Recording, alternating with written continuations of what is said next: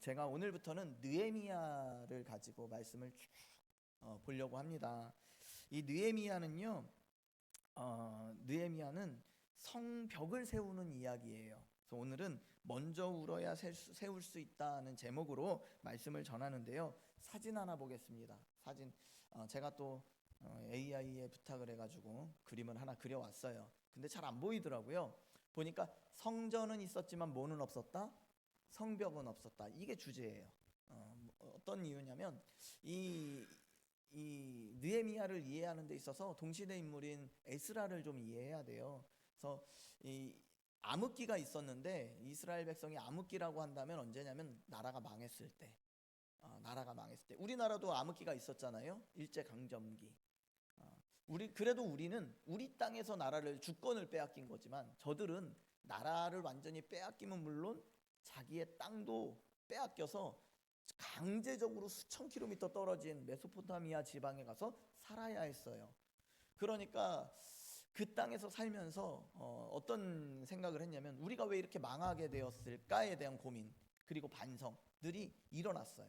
그래서 70년간 정도 포로 생활을 했는데 그 70년 동안 우리가 왜 이렇게 됐을까, 나라를 잃었을까, 우리가 왜 이렇게 이국 땅에 와서 살게 되었을까에 대해 보니 예레미야 선지자의 말씀과 이사야 선지자의 말씀과 선지자의 말씀들을 들어보니 하나님을 온전히 섬기지 못하고 하나님의 백성들이 자신의 참되신 왕을 잃어버리고 우상을 섬기다 보니 이렇게 되었다라는 것을 받아들이게 되었어요. 그래서 70년이 차니 하나님께서 고레스라는 왕을 통해서 예루살렘 성전을 다시 세워라. 너희 유대 사람들아 유대 땅으로 돌아가라고 해준 거예요. 그래서 유대 땅으로 이제 돌아오면서 제일 먼저 했던 게 뭐냐면 우리가 왜 이렇게 됐지? 그래, 성전이 무너졌기 때문이야. 하나님을 섬기는 일이 무너졌기 때문이야 라고 해서 성전을 열심히 세워요. 그렇게 주된 인물이 누구냐면 에스라예요. 그러던 와중에 이제 에스라를 통해서 성전을 세워놓고 아까 그림에 보면 성전이 중앙에 아주 반듯하게 세워져 있어요. 자, 그런데 성벽이 무너져 있는 이 상황 속에서 오늘 본문에 보니 오늘 본문 3절을 한번 읽어볼게요. 3절 말씀 우리 같이 보겠습니다. 3절 말씀 읽어봅니다. 시작. 그들이 내게 이르되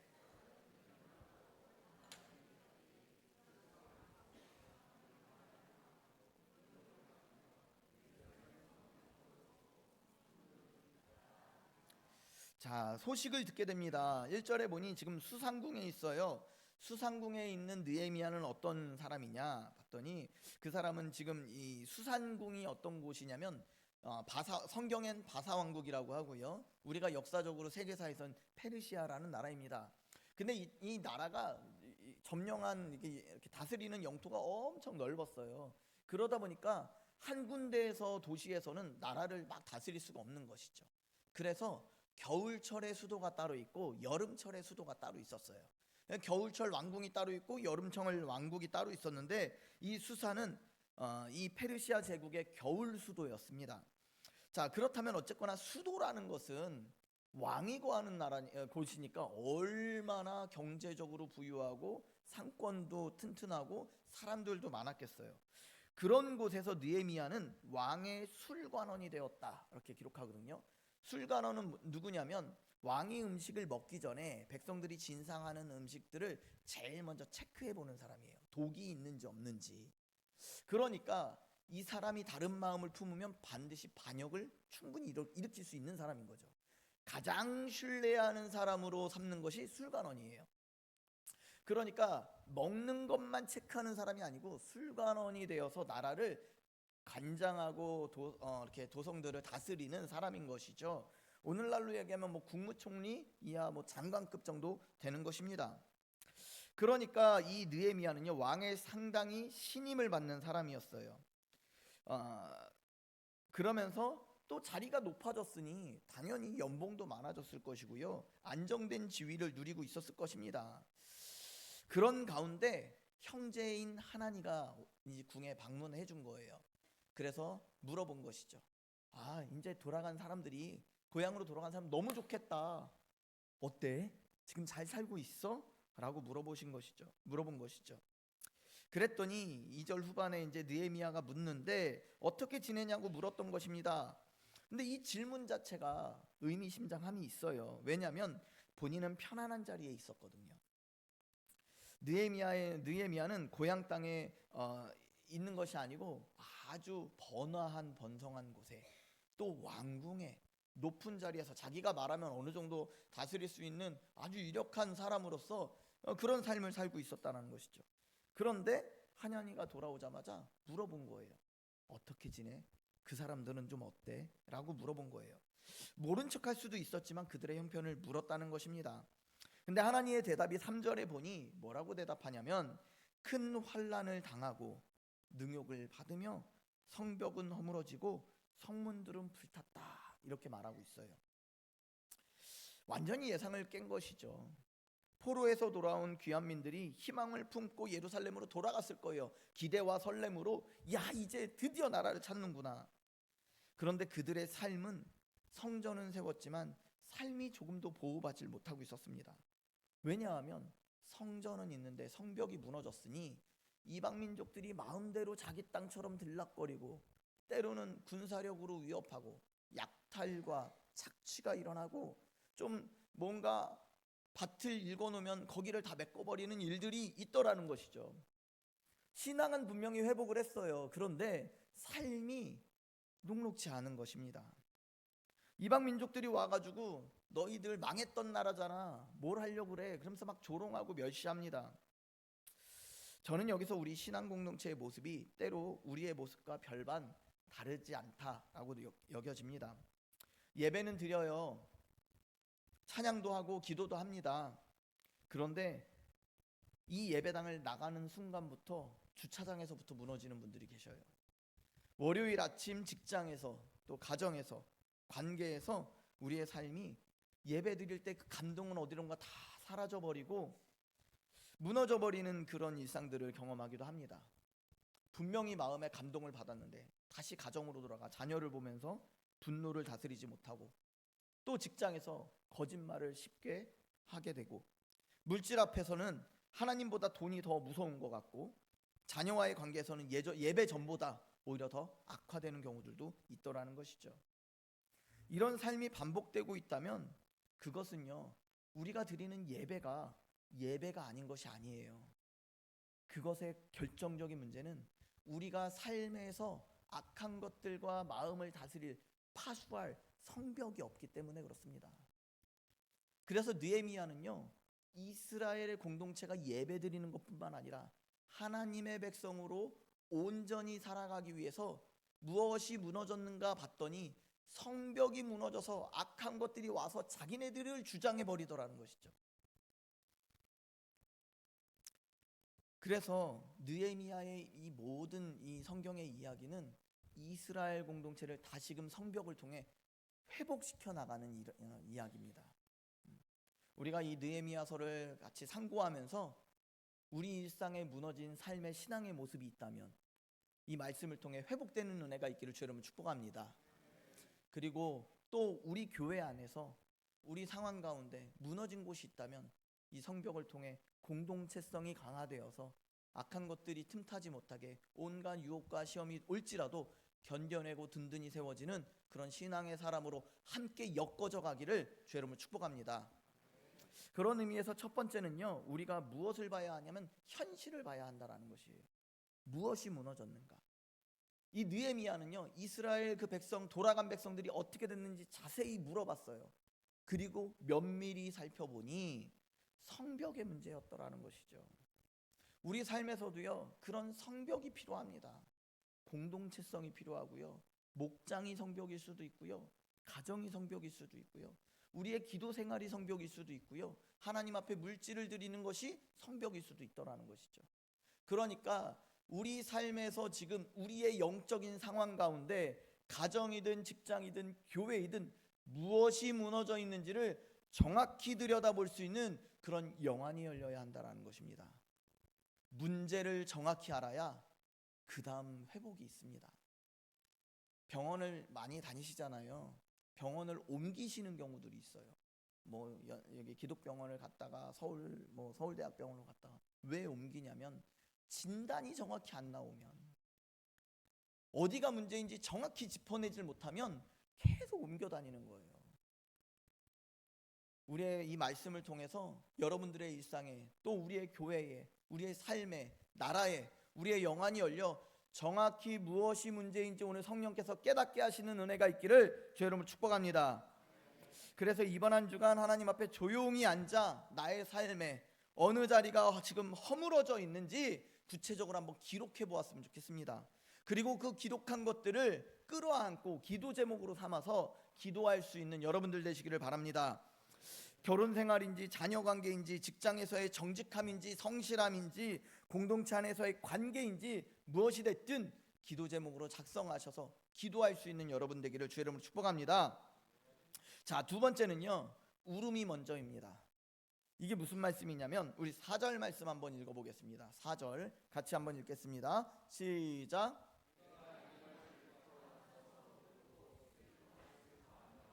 하늘의 하나님 앞에 금식하며 기도하여. 자, 오늘 느헤미야 보니까 형제 하나님의 보고를 들었어요. 느헤미야의 첫 번째 반응이 무엇이냐라는 것이죠.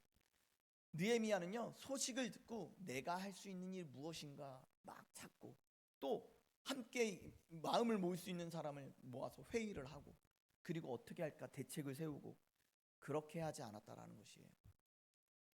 왕에게 우리가 지금 이러니 이렇게 도와주십시오 하고 청원서를 기록하지도 않았습니다. 돈이 얼마나 필요할까 막 가늠해보고 예산을 세우지도 않았습니다. 그가 한 것은 그 자리에 앉아서 울었다라는 것이에요. 우리의 문제 앞에서요, 우리는요 대책을 빨리 찾으려고 해요. 빨리 해결책을 찾으려고 합니다. 관계가 깨지고 문제가 생기면 상대방을 빨리 설득하려고 하고요, 어떻게 하면 이걸 이해시킬까 먼저 생각하게 됩니다. 자녀가 방황하게 되면 빨리 학원을 찾고 빨리 상담가를 찾고 하려고 해요. 교회가 어려워지면 목회자들도요, 어떤 프로그램으로 좀 적용해 볼까, 어떻게 하면 다시 회복시킬까 방법론을 먼저 고민하더라는 것이죠. 그러다 보니 현실의 참상 앞에 우는 것이 뒤로 밀릴 때가 있더라는 것이죠. 여기서요, 앉아서라는 표현이 중요합니다. 이것은 즉흥적으로 어떤 흘린 눈물이 아닙니다. 그는 문제 앞에, 무너진 그 이스라엘의 소식 앞에 먼저 멈추어 섰다는 것입니다. 그리고 그 자리에 앉았다라는 것이에요. 바로 반응하지 않았다는 것입니다. 느헤미야는요, 이스라엘 공동체의 무너진 성벽 앞에서 자신의 무너진 마음을 먼저 묵상하게 되었다는 것입니다. 그리고 그 자리에서 울었어요. 또 수일 동안 지속적으로 또 금식하며. 여기서 우리가 생각해 볼 것이 있습니다. 오늘 본문의 느헤미야는요, 고향 땅에서 이스라엘 백성의 처참한 상황을 들었어요. 그래서 울었다고 합니다. 동포의 소식을 들으면 울을 수 있지요 라고 생각할 수 있어요. 그런데 우리 조금만 우리의 현실을 비추어서 생각해 보자는 것입니다. 이스라엘은요, 망한 지 70년이 지났습니다. 자신은 페르시아 왕의 총애를 받고 충분히 잘 나가는 사람이에요. 그냥 있어도 되는 사람입니다. 자, 그러면요, 이제 우리 현실로 다가와서 우리를 한번 생각해 볼게요. 대한민국은 6.25라는 민족 상잔의 비극을 경험했어요.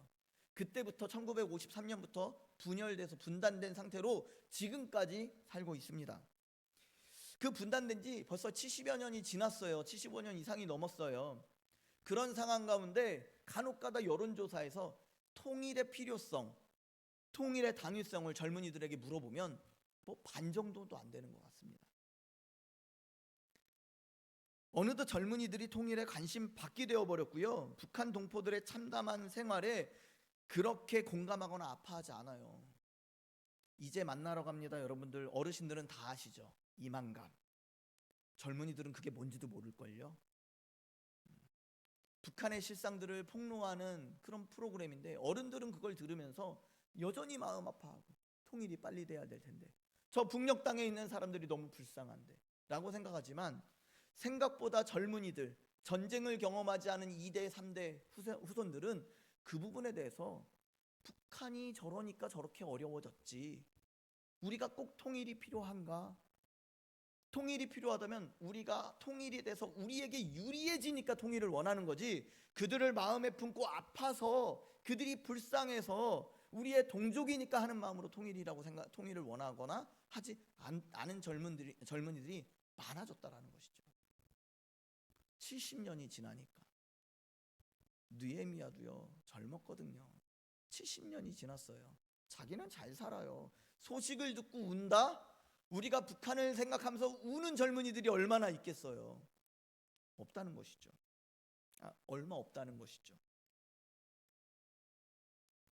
느헤미야도요 사실 냉담하게 반응했어도 전혀 이상한 일이 아닙니다. 오히려 울었다는 게 더 이상한 거예요. 그럼에도 불구하고 느헤미야는 그 참담한 상황을 듣고 앉아서 울었다고 기록하고 있습니다. 저는요 느헤미야에게 성령이 크게 감동시켜 주셨다고 생각합니다. 사실 느헤미야는 포로 생활 가운데 태어난 사람입니다. 자기 땅을 구경도 못 해봤어요. 오히려 이 땅에서 외국인으로 살아가는 것이 피해자예요. 누구의 피해자예요? 조상들이 잘못했기 때문에 이렇게 살아온 피해자입니다. 그런데 그 소식을 들었을 때에 그들을 향한 긍휼이 여겨지는 마음이 불일 듯 일어났다라는 것이죠. 주의 성령께서 그의 마음을 감동시키셨다라는 것입니다. 저는 우리 신일교회에 이런 느헤미야 같은 분들이 많아져야 한다고 생각합니다. 성령의 감동을 받아 눈물로 기도하는 성도님들이 많아지기를 소원합니다. 내 생각, 내 판단으로 안타까워하고 자랑스러워하는 것도 아니라 오직 성령이 이 교회를 향한 마음으로 감동되어서 기도하는 자리에서 울 수 있는 그런 성도님들 되시기를 주의 이름으로 축복합니다. 가정의 문제도 마찬가지입니다. 내가 생각하는 게 아니에요. 자녀의 문제도 내가 불쌍해서 우는 것이 아닙니다. 하나님의 마음으로 성령의 감동으로 그를 향한 긍휼히 여기시는 하나님의 마음을 알아야 되는 거예요. 연민의 마음도 아닙니다. 성령께서 주시는 근심과 긍휼의 마음으로 기도하는 아버지 어머니 되시기를 주의 이름으로 축복합니다. 그래서 오늘 이 예배 자리에서 조용히 마음을 열고 성령의 감동을 구하시기 바랍니다. 하나님 앞에 먼저 앉으시기 바랍니다.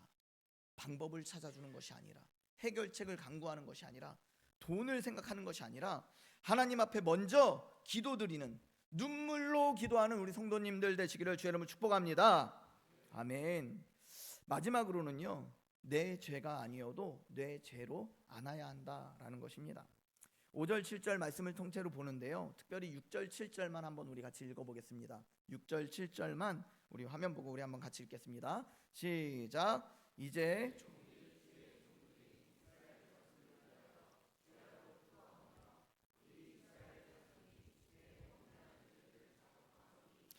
주는 귀를 기울이시며 눈을 여시사 종의 기도를 들으시옵소서. 나와 내 아버지의 집이 범죄하여 주를 향하여 크게 악을 행하여 주께서 주의 종 모세에게 명령하신 계명과 율례와 규례를 지키지 아니하였나이다.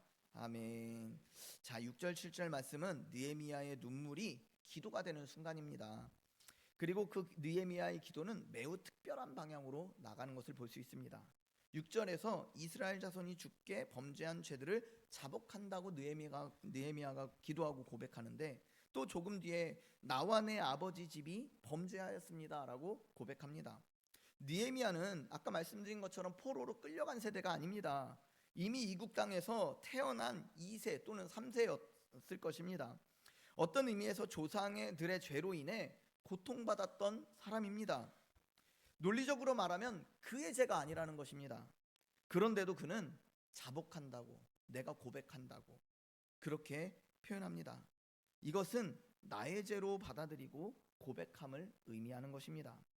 이걸 공동체적 회개라고 합니다. 공동체의 죄를 자신의 죄로 끌어안은 것을 의미하는 것입니다. 이게요, 복음입니다. 왜 복음이냐면 우리 주님이 우리 죄를 끌어안으신 것이 먼저이기 때문입니다. 주님이 끌어안으셨기 때문에 우리가 회개할 수 있었던 것이지, 회개했기 때문에 끌어안아 주신 것이 아니라는 것입니다. 우리는 회개하면 하나님께서 우리의 죄를 속죄해 주신다고 생각을 합니다. 그런데 그게 아니고요, 하나님이 속죄하여 주셨기 때문에 우리가 회개할 수 있는 것입니다. 끌어안는 것이 먼저입니다. 안아주셔야 회개가 되는 거예요. 회개해야 끌어안아주는 것이 아닙니다. 주님이 십자가 상에서 우리를 향해서 그렇게 하셨듯이 우리도 주님을 따라서 누군가를 끌어안을 때 진정한 회개가 공동체 안에서 또 가정 안에서 일어나게 되는 것입니다. 때로는 부모를 끌어안기가 너무 어려운 사람들이 있습니다. 또 때로는 배우자를 끌어안기가 너무 어려운 사람이 있습니다. 또 교회 안에서 지체를 끌어안기 너무 어려운 사람들이 있습니다. 근데 오늘 말씀은 끌어안아야 된다라고 말씀하고 있거든요. 또 성경이 말하는 지도자의 기도이기도 합니다. 이와 같은 기도는 성경의 곳곳에 너무 많이 등장합니다. 출애굽기 32장에 보면요, 모세가 금송아지 사건 앞에서 백성의 죄를 자기 죄처럼 끌어안았습니다. 그는 그곳의 현장에 있지 않았거든요. 시내산 위에 있었거든요. 또 다니엘 9장에 보면 다니엘이 이스라엘의 죄를 우리의 죄라고 고백합니다. 에스라도 에스라 9장에 보면 동일하게 민족의 죄를 끌어안았다는 것입니다. 오늘 우리 교회 공동체, 우리 가정, 우리 나라를 생각해 보세요. 우리는요, 얼마나 빨리 손가락을 들어서 다른 사람을 지목합니까? 저 사람 때문에 교회가 이렇게 되었다고, 우리 남편 때문에 우리 가정이 이렇게 되었다고, 젊은이들이 문제라고, 정치가 문제라고, 교회가 문제라고, 목사가 문제라고. 제가요, 잘 들어주세요. 오해가 생길 수 있으니까 잘 들어주세요. 청빙을 위해서 이제 공동회의를 2월 둘째 주에 했잖아요.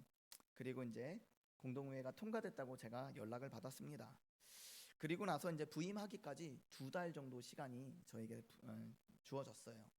그 2달 동안요, 저는 진짜 혼자 별의별 생각을 다 했습니다. 왜냐하면 우리 교회 성도님들이 어떤 분인지 전혀 모르는 거예요. 그러면서 기도하면서, 하나님, 제가 어떤 설교를 할까요? 어떤 말씀을 전할까요? 부임해서 제일 먼저 어떤 설교를 할까요? 막 기도했어요. 근데 제 마음에 설레는 마음이 오는 거죠. 하나님이 주신 감동을 따라서 설교를 5편을 제가 작성을 했습니다. 그리고 지난주로 그 5편의 설교를 마무리했어요. 그러면서 제가 그 설교문을 갖고 기도하면서 어떤 마음을 가졌냐면, 와, 하나님께서 이 말씀대로 하시겠구나, 우리 교회가 이렇게 되겠구나, 이렇게 소망을 가질 수 있겠구나 하고 제 나름의 설렘과 기대가 막 부풀어 올랐어요.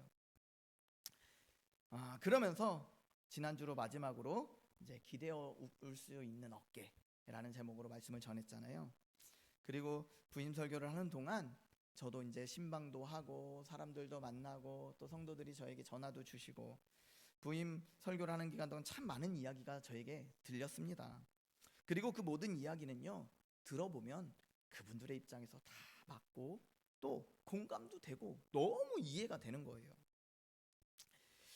그런데 한편으로 본다면 저는 이제 막 부임했습니다.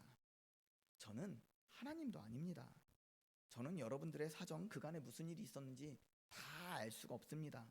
다만 저에게 들려지는 부분만 가지고 저는 생각하게 되는 것이죠. 그것만 가지고는 사실 판단하기가 어렵습니다. 더욱이 저는 문제는 여러분들 앞에 판단자로 부름받은 사람이 아니라는 것이에요. 저는요, 하나님께서 제게 주신 사명과 소명은 뭐냐면 여러분들을, 이 자리에 있는 모든 사람을 사랑하라고 저를 부르셨고요, 그리고 여러분들을 위해서 품고 기도하라고 저는 부름받은 사람입니다.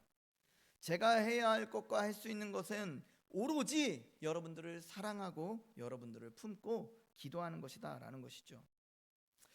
이 신일교회가 50년이 됐습니다. 50년의 시간이 짧은 시간은 아닙니다. 신일교회 성도님들끼리도 참 많은 일이 있었을 거라고 생각하고요, 또 그렇게 들려오더라고요. 어떤 분은 지나온 목사님들과의 관계에서 어려움을 겪으신 분들도 계시더라고요. 하지만 저는요, 누가 되었든 지금 이 자리에 계신 여러분, 단 한 분도 빠짐없이 이 자리에 계신 여러분이 아니었다면 신일교회는 50년 동안 버틸 수 없었다고 생각합니다. 지금까지 이 교회가 서 있을 수 없었다고 생각합니다. 또 더욱이 지나온 모든 목사님들이 계시지 않았더라면 저는 제7대 위임 목사 한승우는 있을 수 없다라는 것입니다. 지나간 과거의 그 존재들을 먼저 인정하고 존중하는 것이 필요합니다. 또 한편으로는요, 저와 여러분의 다른 점이 있어요. 입장이 좀 다른 게 있어요. 뭐가 다르냐면요, 저는 아직 여러분들 중에 그 누구에게도 상처받은 적이 없습니다. 그리고 여러분 중에 그 누구에게도, 누구를 향해서도 염증을 품고 있지 않습니다. 그리고 여러분에 대한 사전 정보도 너무나 부족해요. 신방을 가면 그때 처음 알게 되는 성도들도 계십니다. 그러다 보니 설교를 준비하고 선포할 때도 제가 할 수 있는 건 성경밖에 없어요. 성경을 보고 성경이 가르치는 대로 여러분께 하나님의 말씀을 전하려고 노력합니다. 어떤 의도가 아니고요, 성경을 보고 하나님이 그렇게 말씀하시니까. 오늘도 마찬가지입니다. 그런데 설교를 들으시는 여러분은 달라요. 상황이 어떻게 들리냐면요, 여러분들은 지금까지 지나온 모든 상황과 경험을 가지고 설교를 듣게 되어 있습니다. 그리고 또 각자가 가지고 있는 가정이든 교회이든 특정한 상황과 배경 가운데 설교를 듣게 되어 있어요. 그래서 분명 성경의 진리를 잘 담은 설교인데도 불구하고 설교를 듣다 보면 내 경험이, 내 상황이 되게 설교를 듣기에 불편하게 느껴지고 버겁게 느껴질 때가 있더라는 것이죠. 선포되는 말씀과 말씀을 듣는 내 마음을 보면 마음의 거리가 이만큼 떨어져 있는 것처럼 느껴질 때가 있어요. 하나도 와닿지 않고 다 율법으로만 들리고 강요로만 들릴 수 있다는 것이죠. 나의 상황은 너무 버거운데 때로는 목회자의 설교가, 목사님의 설교가 너무 가볍게 쉽게 얘기하는 것처럼 그렇게 들릴 때도 있더라는 것이죠. 내 마음이 설교에서 요구되는 변화에 상당히 차갑게 느껴질 수도 있다는 것입니다. 그런 상황 가운데 설교자가 거기다 대고 순종하라고 막 요구하면 오히려 심리적으로 반발감도 생기고요, 심지어 목사님이 미워지기도 합니다. 그리고 내 마음을 은혜 받는 통로로부터 닫아버려요. 그런데 오늘 말씀에 느헤미야가 자기 공동체를 품고 울었다고 하고요, 조상과 민족의 죄로 자기 죄를 끌어안았다 하고요, 이렇게 고백하고 있어요. 여러분, 이게 끌어안는다고 끌어안아지냐고요. 예수님도요, 우리가 산상수훈에 보면 왼뺨인가 오른뺨인지 헷갈리는데 저도요, 한쪽 뺨으로 표현할게요. 한쪽 뺨을 맞으면 이쪽 뺨도 돌려대라고 하고 있어요. 겉옷을 달라 하면 속옷을 내어주래요. 오리를 걸어가자 하면 십리를 걸어가 주래요. 그게 무슨 말이냐면 이용당해 주라는 거예요. 필요가 있다면. 우리는 10번 섬기면 한 번은 내가 얻어먹고 싶은 게 인지상정이거든요. 근데 10번 내가 돈만 내고 있으면 그 다음부터는 분노가 올라와요. 어쩜 저렇게 뻔뻔하지? 10번 다 받아먹기만 하네. 사람과 대화할 때요, 화해하고 싶어도 이미 예상이 돼요, 그 사람의 말본새가. 왜냐하면 늘 그래 왔거든요. 그러니까 이번에도 저 사람은 그렇게 반응할 거야. 그렇게 되거든요. 내가 3번 맞은 다음에 4번째 맞을 때 참아지냐라는 것이죠. 안 참아져요. 내가 하려고 그러면 안 참아지는 거예요. 10번 20번 밥 사는 거 안 사지는 거예요. 나한테 죄 짓고 상처 준 사람을 품는 게 내 힘으로 안 되는 거예요. 예수님도 그걸 알아요. 그런데 주님의 나라가 임하면 되더라는 것이죠. 우리 힘으로 하는 것이 아닙니다. 여러분들께 품으라고 강요하는 것이 아니에요. 주님의 나라가 임해야 하는 거예요. 성령의 감동으로 우는 자들에게 성령의 다스림으로 품어지고 끌어안아지는 거예요. 그러면 우리가 여기서 느헤미야와 같은 그런 사람, 그렇게 기도할 수 있는 우리가 되겠다고 좀 사모하는 마음이라도 있으면 좋겠다. 어차피 여러분들 못합니다. 그런데 주님이 하실 수 있는 거예요. 여러분들이 하시라는 말씀 아니고요, 기도하자라는 것이죠. 성령이 마음을 주시면 안 되던 것이 되더라. 그게 하나님 나라예요. 그게 하나님 나라예요. 그게 신일교회에 있어야 돼요. 우리가 만들어가는 것이 아니라 주님이 오셔서 우리의 마음을 다스려 주시고 주님의 주대심이 우리 가운데 선포되고 하나님의 나라가 우리의 가운데 왕으로 다스려 주셔야 각 사람마다 주의 성령이 만져주셔야 가능한 일이라고요. 그러면 우리가 바라는 것은 주님 오시옵소서, 주의 영이 임재하여 주시옵소서. 나는 이 자리에서 주님의 마음으로, 느헤미야와 같은 마음으로 울며 기도하겠습니다. 여러분, 이게 공동체의 회복을 여는 열쇠입니다. 오늘 느헤미야의 모습이 우리의 모습이 되었으면 좋겠습니다.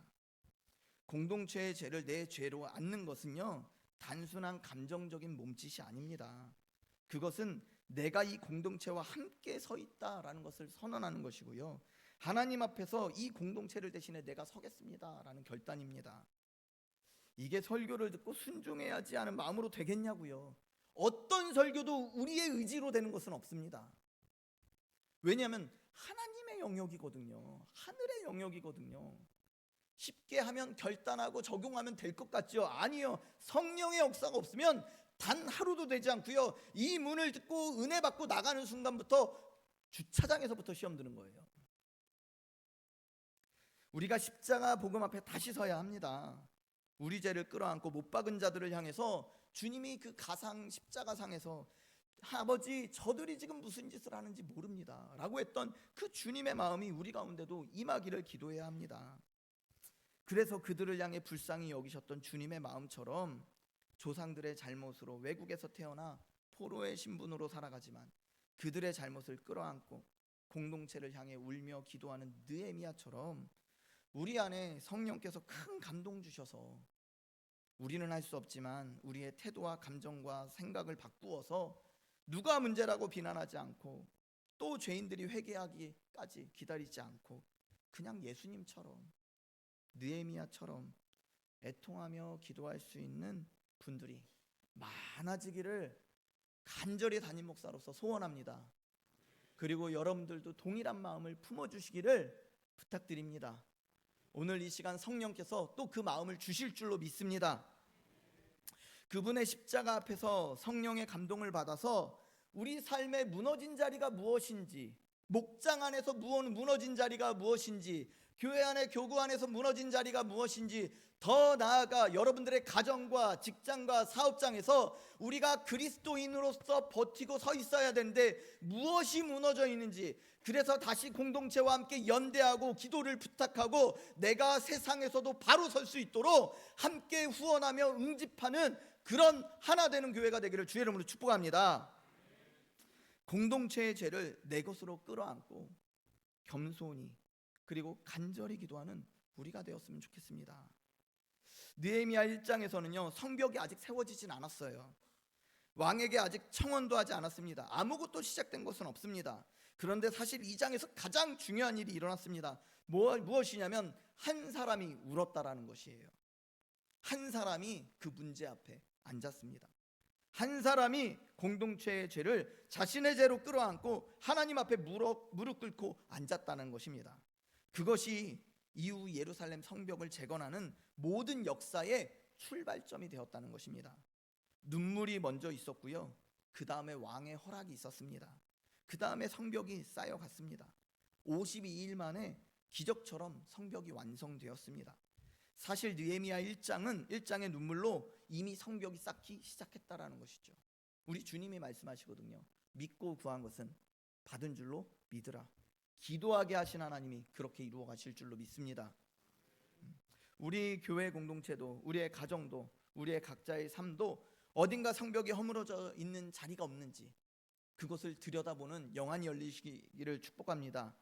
50년의 역사를 자랑하지만 알고 보면 여기저기 무너져 성도 간의 마음은 차가워지고 예배 열심은 흔들려 버렸고 관계는 깨어져서 세상과 조금도 구별되지 않은 것 같은, 거룩한 모습이 하나도 없는 것 같은 그런 모습이 현재 우리의 모습일지라도 오늘부터 우리 성령께서 우리를 감동시켜 주시고 임재하여 주셔서 우리의 각 사람의 마음을 변화시켜 주실 줄로 믿습니다. 그렇게 새로운 마음을 부여받은 우리가 눈물로 기도를 시작하는 우리 신일교회 성도님들 되실 줄로 믿습니다.